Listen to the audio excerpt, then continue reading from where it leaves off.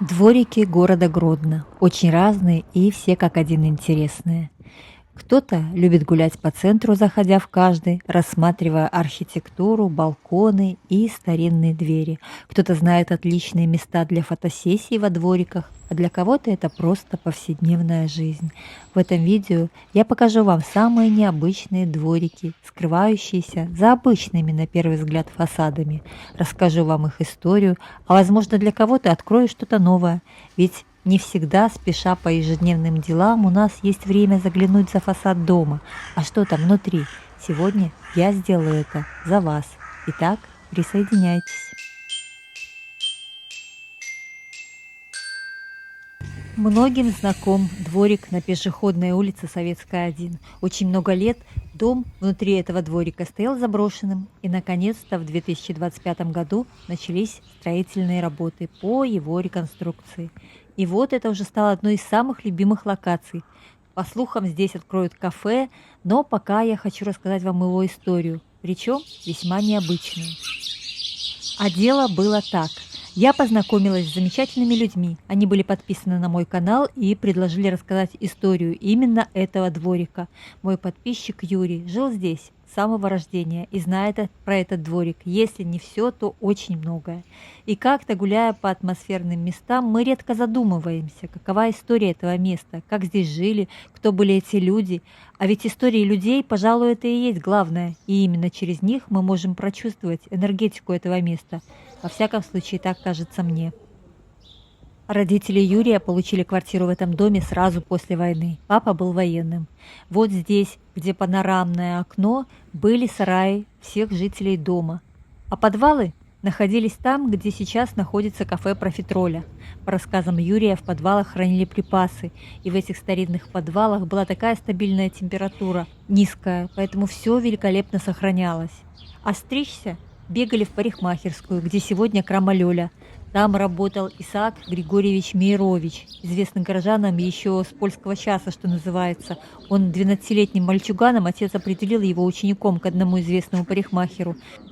Когда началась Вторая мировая война, Мейрович стал солдатом войска польского, а затем был лагерь смерти Маунтхаузен, но, тем не менее, после освобождения из концлагеря он вернулся в Гродно, чтобы вновь взять в руки бритву и ножницы. И еще очень много лет проработал в этой маленькой мастерской на Советской улице. Среди его постоянных клиентов был даже писатель Василий Быков. А для мальчишек из дворика он был просто дядя Исаак, который регулярно снабжал местных мальчишек пустыми бутылочками из-под одеколона. Юрий жил в квартире, окна которой выходят на улицу Советскую. А внутри дворика есть балкон с сайдингом. Вот сюда после военного переворота в конце 50-х годов из Аргентины приехала большая семья мигрантов-коммунистов. А вот здесь, где сейчас зеленая дверь, жила травница Маша, которая лечила людей травами. Запах стоял на весь двор. Все жильцы называли ее колдуньей, а дети побаивались. А вот здесь, в квартире с балконом, который выходит на фасад дома, жил врач Сергей Николаевич Голобушин, между прочим, служивший врачом еще в Чапаевской дивизии. Он лично знал Василия Ивановича Чапаева. Весь дом обращался к нему за помощью, он никому не отказывал. Раньше во дворике находился еще небольшой двухэтажный дом на месте входа в галерею.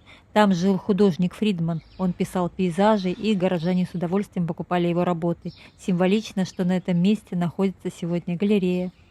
Так что жили дружно, и позже семье дали другое жилье, но память никуда не ушла. Гуляя по городу, Юрий всегда заходит в свой двор, и история оживает.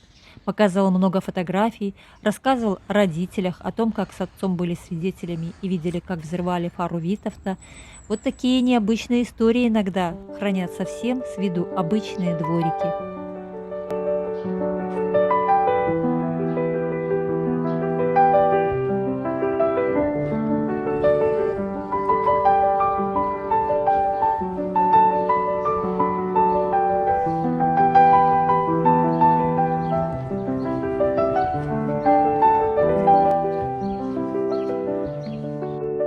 Следующая жемчужина среди двориков скрывается за фасадом дома по улице Карла Маркса, 34.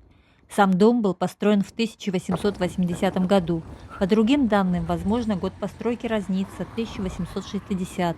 Но согласно данных из книг Виктора Саяпина «Биография Гротненских улиц», домовладелец по фамилии Дышко построил этот дом как доходный. Владелец дома с семьей жил в нем до 1900 года, пока не построил дом рядом, новый, с сегодняшним адресом Карла Маркса, 36, куда и переехал с семьей. Здесь великолепно сохранились деревянные остатки въездных ворот, и сам дворик чем-то напоминает питерские дворы-колодцы. Но самое интересное здесь скрывается именно за фасадом, с обратной стороны дома. Во дворике есть очень необычный балкон и комната круглой формы. По информации из литературных источников, это бывший флигель с мансардой. Рассматривать эти дома и дворы можно бесконечно. Тут есть и надстроенный деревянный этаж, и заложенный когда-то и кем-то проход, а на фасаде великолепно сохранились балконы, и даже старинную дверь время пощадило и позволило дожить до наших дней. Правда, не в лучшем состоянии, но я уверена, это только внешне, а сама дверь при должном уходе проживет еще не один десяток лет. И все это скрыто за фасадом дома напротив остановки общественного транспорта у дома связи. Так что, когда в очередной раз будете ждать свой автобус, вспомните про этот дом, и если есть 10 минут, прогуляйтесь во дворик. Поверьте, он стоит вашего времени.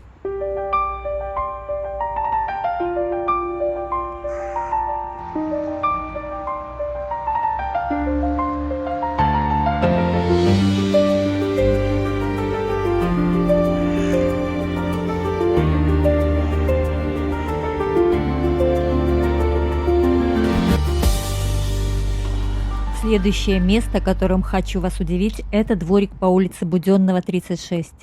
С виду дом как дом, зажатый между более поздними постройками. Этот жилой дом был построен в начале 20 века из желтого кирпича в стиле эклектики.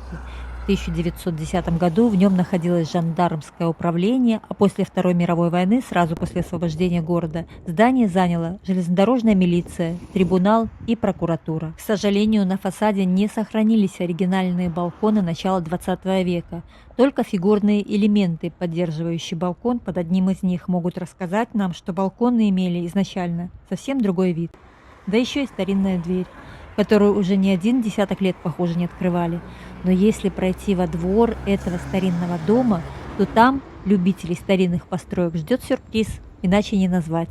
Здесь стоит дом с адресом Буденного, 36А, и, судя по году, обозначенному на козырьке одного из подъездов, дом построен в 1899 году. В доме сохранилась старая плитка и интересный пример деревянной лестницы. Окна тоже довольно старые, еще со старинными механизмами.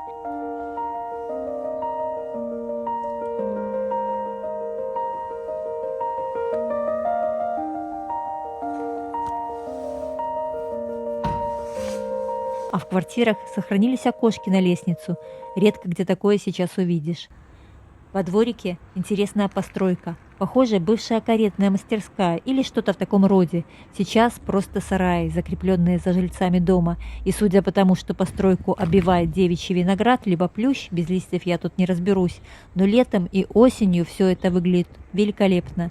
Зато сейчас видна кладка стены, и можно все хорошо рассмотреть. От скошенного угла до фигурных кирпичей на втором этаже постройки. А вы про такое чудо знали? Напишите в комментариях. И совсем рядом эти старинные домики теснят жилые новостройки. И таких атмосферных домов остается все меньше на этой улице. Видела информацию в интернете, что пустырь за этим домом тоже выставили на торги. И скоро здесь как появится очередной новострой. И сохранится ли вот это все, еще неизвестно. Так что спешите увидеть и пофотографировать.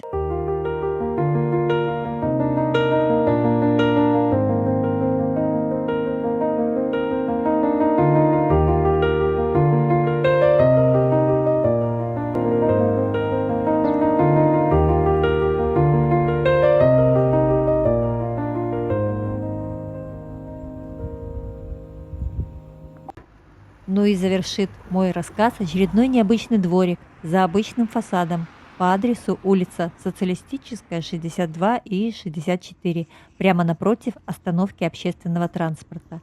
Оба этих дома были построены в 1890 году. В 1962 желтый кирпич спрятан за штукатуренным фасадом, а 64-й остался аутентичным. И если пройти в арочный проезд во внутренний дворик домов, то там открывается совсем другой вид. Вот эта часть, примыкающая к 64-му дому, имеет другой адрес – Свердлова, 22Б. Все здесь не совсем обычно.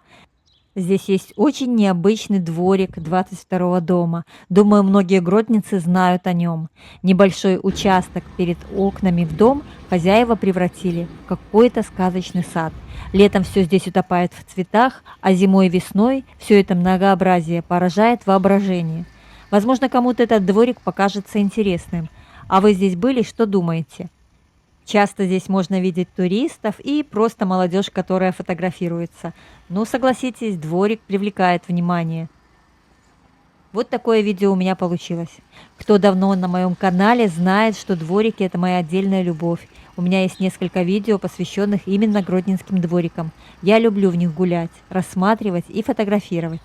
И надеюсь, в этом видео мне удалось показать вам, что даже если в доме с виду обычный фасад, возможно, за ним скрывается какой-нибудь необычный дворик с историей. Прогуляйтесь и посмотрите своими глазами. У меня есть также телеграм-канал, где я публикую факты и истории о городе. Ссылку я оставлю в описании. А также я делаю прогулки с фотоконтентом для всех желающих. Если видео понравилось, ставьте лайк, пишите комментарии, что вы обо всем этом думаете. Ну а я, как всегда, всех обнимаю. Всем пока.